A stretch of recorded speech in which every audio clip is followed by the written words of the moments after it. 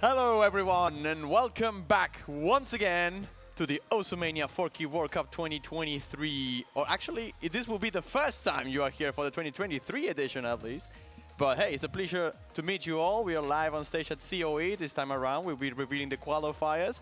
And of course, this is kind of a new experience to everyone really. I don't think we have ever seen a World Cup stream live like this, so it's gonna be very fun. My name is Juan Cristal, commentary of the Mania World Cup team, and joined by Paturaj.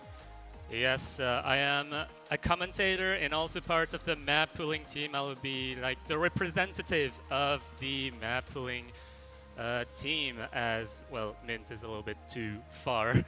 About, what is it, 14,000 kilometers away? Somewhere around that point, well. Yeah, by the way, shout outs to the Americans who actually woke up for this, because it's really, really early for the time zone. So we thank you for like allowing us to start earlier as well. Of course, the Asian population may be happy about this because the schedule is a little bit better for them. Should be maybe around 6 p.m. So really good for the Asian continent. And well, what else can I say? Like I said, this is the first time we're doing something like this, so hopefully it runs smoothly. I'll explain very briefly and very quickly how the qualifier works for those who don't know. We have a qualification stage where all the teams that sign up get to play each map twice and in order between stage 1 and stage 8. We have 8 different map sets to be played. Everyone has a single difficulty and test different skill sets from SVs, LNs, hybrids and Rise. And between different levels of difficulty as well. We have maps that are around round 16, quarterfinals, semifinals, and the idea is that the better teams seed better, obviously. Whoever gets the highest scores on each qualifier will get a better seed and therefore a technically easier matchup going into the round of 32, which will be double elimination as we are used to. And 8 stages this year. I don't think we had any changes compared to last year. Yeah, the structure is going to be pretty similar, but what's not going to be similar is the overall difficulty of those maps, as you will see, well, in a moment, really.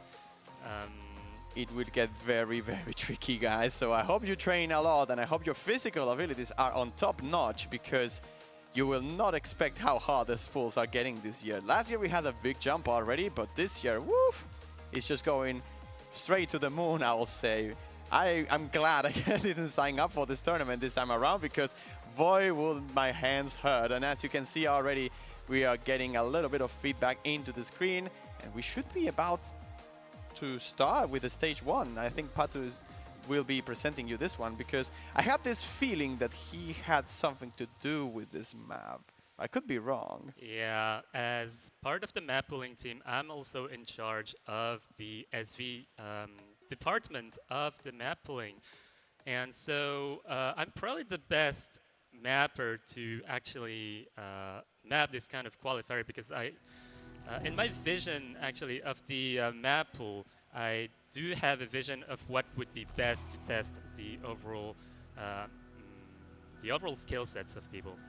Absolutely. This is stage 1, by the way, ladies and gentlemen. If you're in here, a round of applause for the Mania World Cup Showcase as we are about to start with Sakura vs. Shaz. This is Patrash's map, and it's 170 VPM to infinite VPM, so you can expect SVs a lot. Yeah, absolutely. This is kind of a slow start, kind of a reading phase with the teleports at the beginning. Very, I guess, very metronomic. And here we go for the first gimmicks. This is pretty accessible in my opinion. It is. Yeah. Like, as you can see, the gimmick is very simple. You see one column, it has a full stop, and you have 3 notes in consecutive session. If you know the song, which I think most people will be familiar, this was used as a tiebreaker back in the days. I think it was group stage of Mania World Cup 2018 or something. So the song being reused, but now for the purpose of SVs. And most of the gimmicks, as Pat was saying, was mostly reading intensive and some amount of memo, if you will, with those one-column gimmicks. And it scales up very quickly. As you can see in this section, it's kind of the same gimmick. It's just that you don't have as much time to react to it. You kind of have to memorize how the trick was played on the previous section to hit it properly. Yeah, like the sections are patterned more or less the same, but it's just the gimmicks that get progressive the more you go into the map. So you only really have to learn one pattern, but basically reading it is the main challenge of this qualifier. And this is pretty short, actually. This is like 1 minute and 55 seconds. So nothing too severe, but we place this on the hard side of round of 16. A little bit easier than quarterfinals, really. And now going straight into stage 2, not wasting any sort of time. This would be, well, not necessarily your easiest pick. Some people expect stage 2 to be the easiest non-SB map, but I'll say this isn't the case. We'll have a map after this that is slightly easier. This will be around round of 16, so you might be surprised because this is very, very hard. As you can see, this already has many tricky, bursty patterns, and overall test is somewhat of a hybrid nature, if you will, but only on the rise department. And it's only 8.3, so expect a lot of accuracy drops in these tricky timing sections. Yeah, the snaps do go everywhere, and this is just the beginning of the chart. And this file in particular is very backloaded, so what you see up front here is like not at all the most intensive part of the map at all. Yep, not at all. When I was seeing this the first time, I was like, okay, this looks hard for round of 16, but I can see the improvement of the players. I can see the change of difficulty being somewhat of a necessity. But after you get to the last quarter of the song, you're like, okay, so players are this good now. I see. But as you see right now, the patterns, although are fast and they're bursty, they are for the most part fairly tame. There isn't many hidden mini jacks that can trip you up. Most of the patterns are somewhat rolly, and it's not extremely dense. But when we get to the ending, like you can see on the screen already, Hori is playing this. Some people might remember this player as Lothus, so one of the best Brazilian players we have ever seen, with one of the most spectacular accuracies in the game, and it's stage 2 and it's only a 997k, so I was scared when I saw that score. And it's mostly due to the second half being very, very, very tricky. You get a little bit of a break here, which in my opinion doesn't really help. If anything, it only hurts your accuracy to have such a break here. You need to reset your timing in a way after going with very bursty patterns, and after that transition over there, we go straight into the hard parts. Yeah, the transition is especially hard to get good accuracy on because it deals with BPM changes and so on. So, like, we are going into the last part of the map, which is by far the most intense part of the map. And also shout-outs to Alien Cart for bringing us this custom map. Every single map in the qualifiers is custom made, by the way. Shout-out, really great shout-outs to the map pulling team and the mappers. We wouldn't be there without you.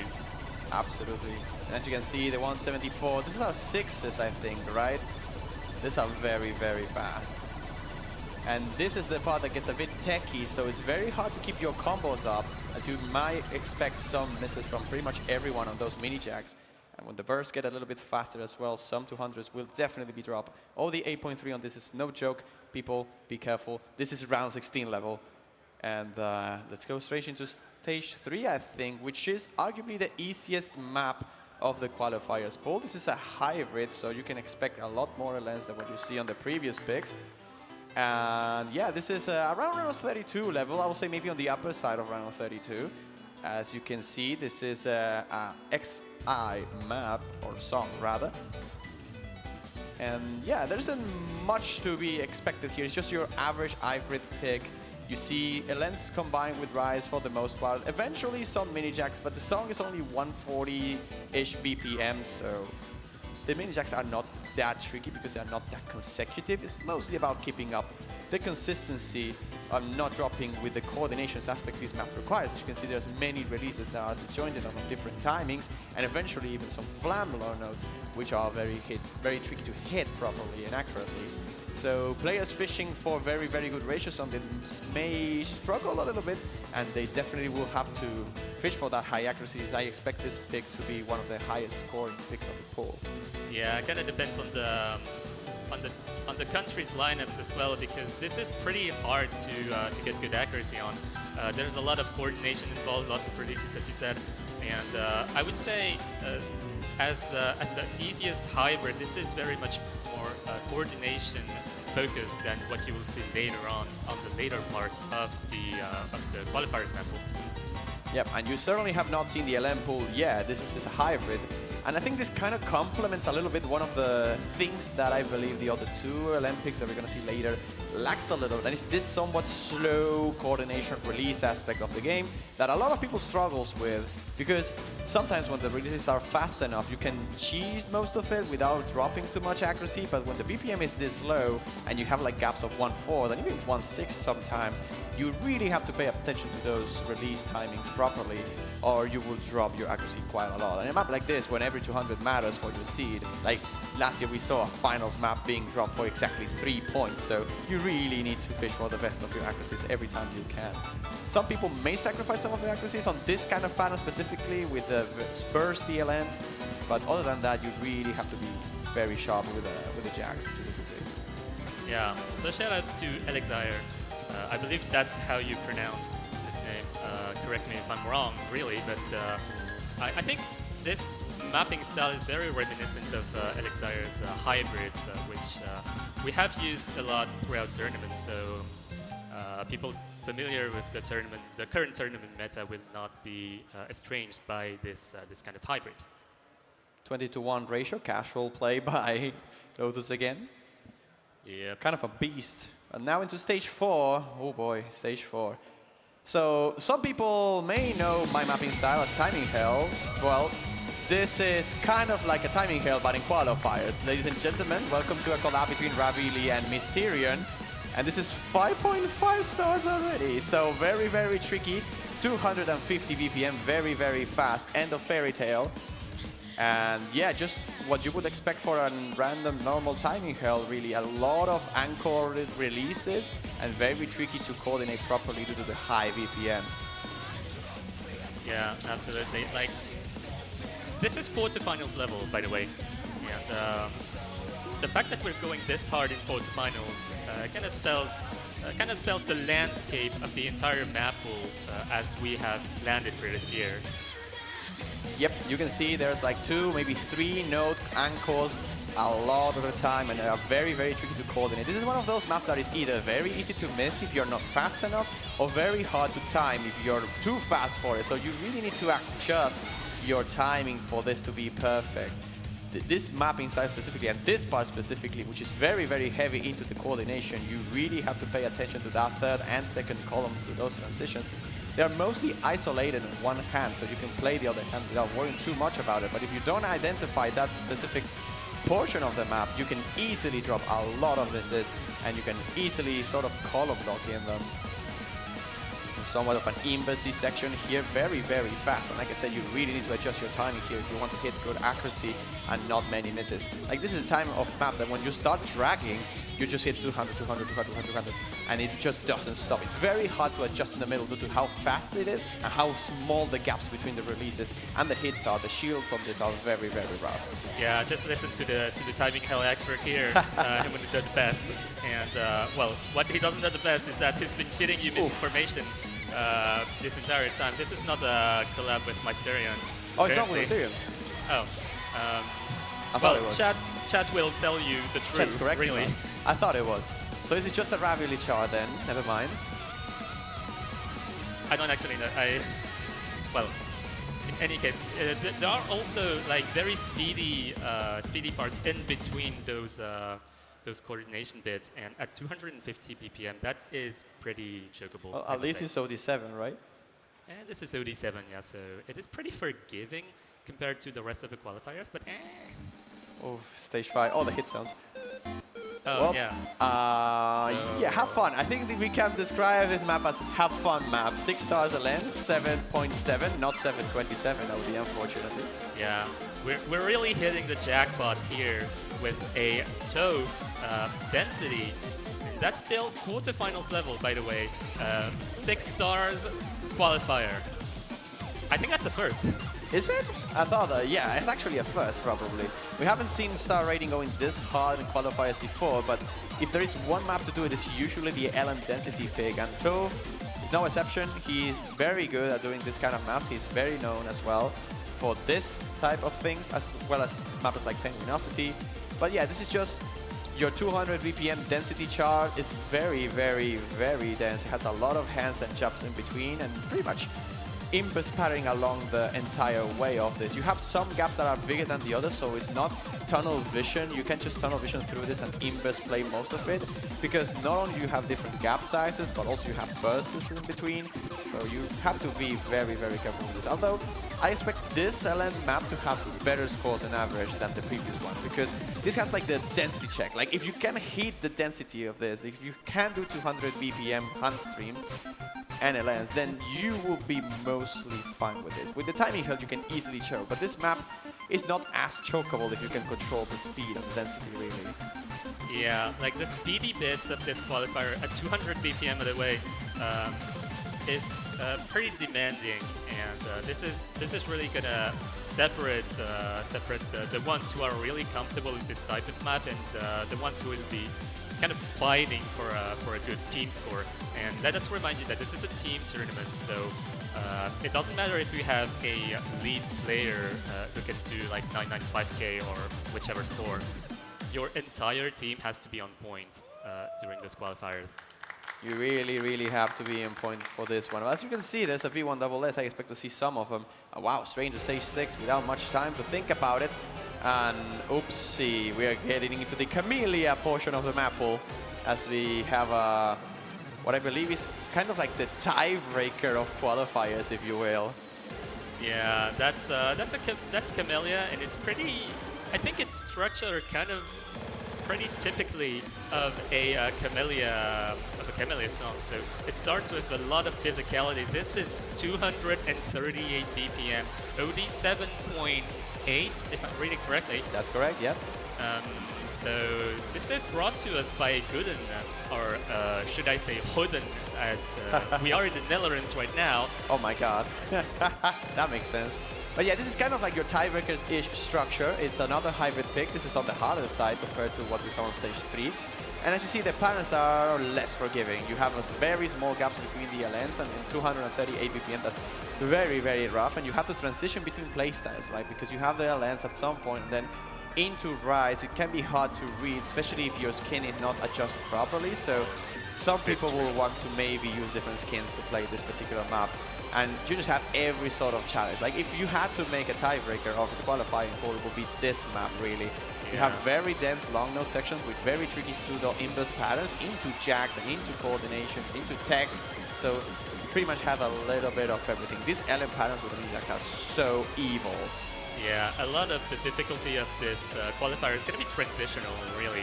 The transitions are really not forgiving at all. And Gooden really did a great job at making this as dense and as challenging as it possibly can be for the hard hybrid qualifier. And we placed this as slightly hard on the hard side of the quarterfinals. Yeah, if I recall correctly. Mostly due to the BPM. I think the patterns are rude, but the BPM is really what makes the difference here. It's very, very fast and very hard to control. So expect a lot of chokes on it. And now into stage 7, which is Katagiri. This is about 12,000 BPM or something. But now it's, of course, 250 BPM. It's a very fast, sort of, I don't want to call this consistency pick. Some people like to call this the physical rise pick, if you will, because it's full of jump string, very dense jump string. It has some amount of tag, jump trailing, and bursty patterns. So you go back and forth between jump stream, dump stream, hand stream, I guess, a little bit of tech in between, and it's just rough. Like 8.5 OD is extremely hard to act, 250 is extremely fast, and the patterns are, for the most part, especially at the intro, somewhat tricky because there's a lot of trills involved. But as we get into the map, we will start to get a little bit more rolly, and the patterns will be a little bit more comfortable. But it's really just a mix and match between different patterning in the jump string. So that makes this a map very weird to play, really, because you're transitioning between a style of jump streaming and another type of jump streaming. So oh no, those jacks are the jacks pretty, are very tricky. The one first are very tricky here, but they are kind of like an indicator of pattern is changing to more rolly style, to less rolly style for the most part. And it's not that rolly style is harder or tech style is harder. Both are equally hard in some ways, but the fact that you have to transition between one and the other is what makes this map very challenging. Also, yeah, this is very Mint core in well, this is brought to us by Mint. By the way, happy birthday, Mint! Yeah, happy birthday, Mint. Thank you for map selecting for this World Cup. The audience is cheering for you a little bit. Yeah, that's for sure. So, if you remember Min's Ikenai Borderline, for example, from last year, Min's patterning is like very, it adheres pretty unforgivingly according to the music, and this is no exception really. So lots of trills for phases, some jump as well for transitions. Those broken jump streams might be harder to act than the sustained ones, and those mini jacks those mini jack sections are also part of what tests consistency. We don't want to call this a jump stream qualifier. This is really consistency. And I bet this looks very hard and it's very fast. I wouldn't be surprised if this is one of the highest scoring qualifiers overall. Like, if you have the speed to control this, you should be for the most part fine. Like, some of the patterns are good, but most of it is just tunnel vision your way with the jump streams. You have to pay attention to those gaps because this section of broken jump streams can be tricky to read if you're not used to this speed, really. But if you have that down, you should probably be fine if you can play 8.5 OD at this speed. But of course, we have the last qualifier now, stage 8. And yeah, thank you for watching, ladies and gentlemen. This is what I will call nuts. Yeah, no, really, I think this qualifier this qualifier was brought to us from the multiverse. So yep.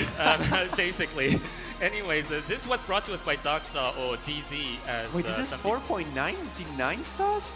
I didn't know this. Huh? Wait, this must be wrong.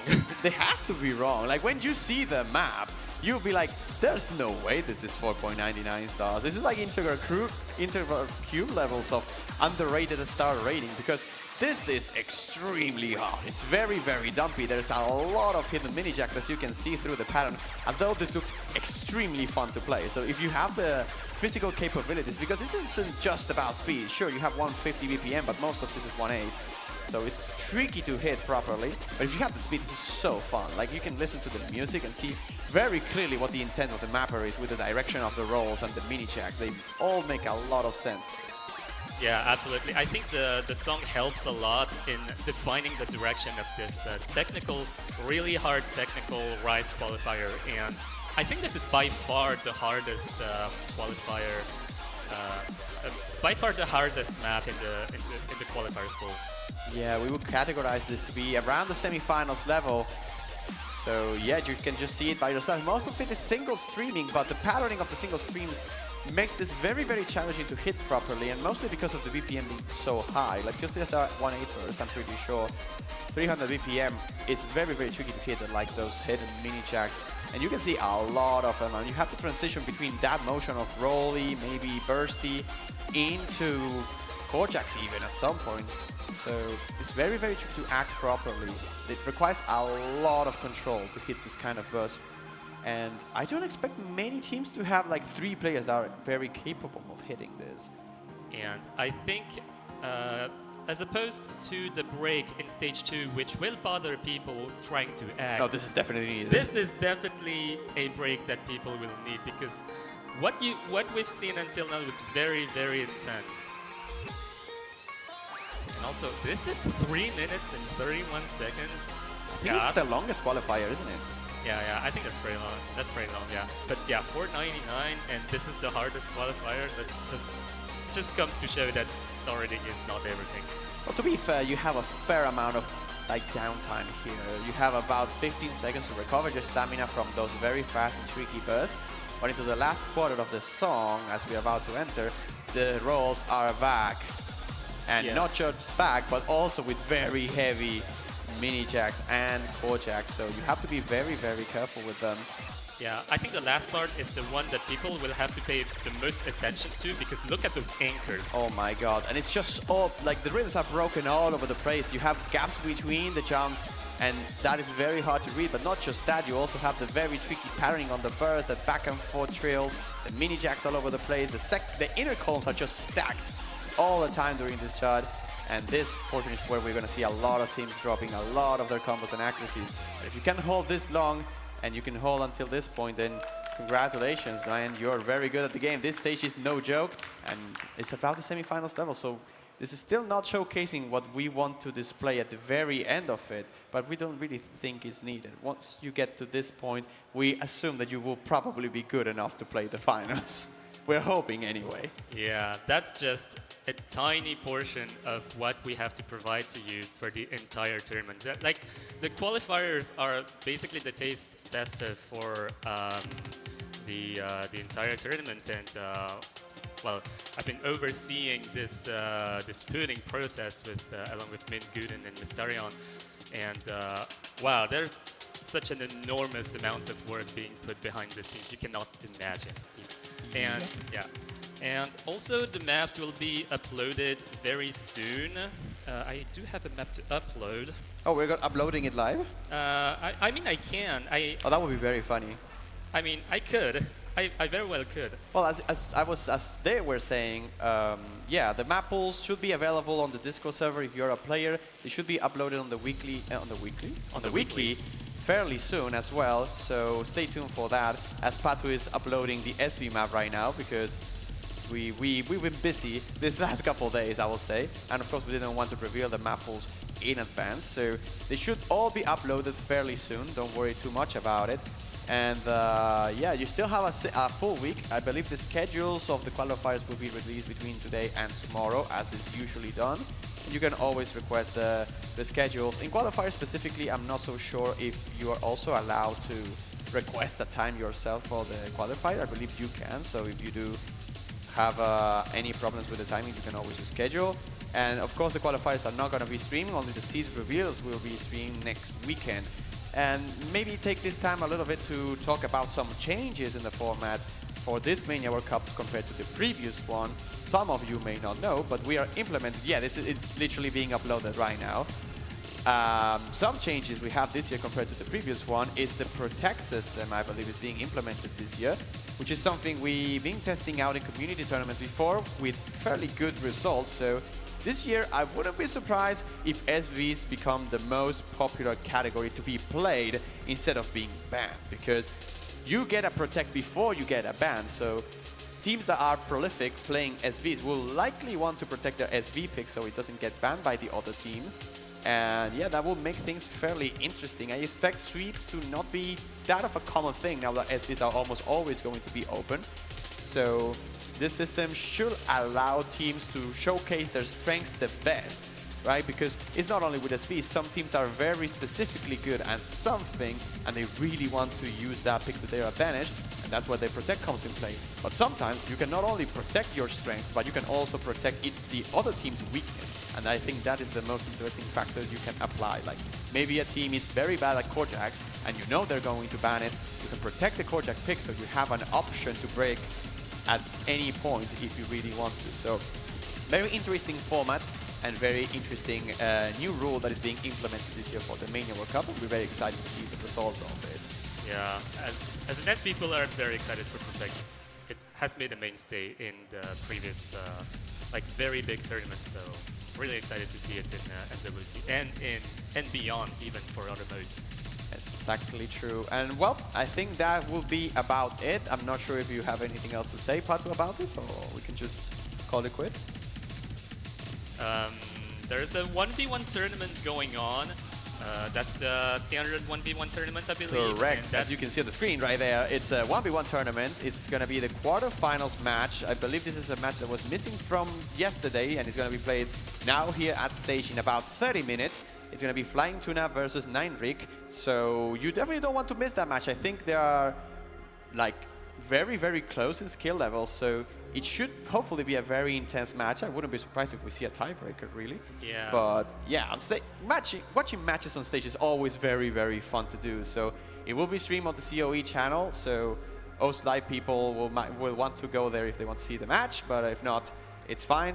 And yeah, I think that's about it for the 4K Mania World Cup. Yeah. Thanks everyone for watching. Thanks the map selectors for preparing this amazing map for us. A round of applause here for everyone involved in the Mania World Cup. In the crowd here, we see a lot of Mania players and not Mania players as well.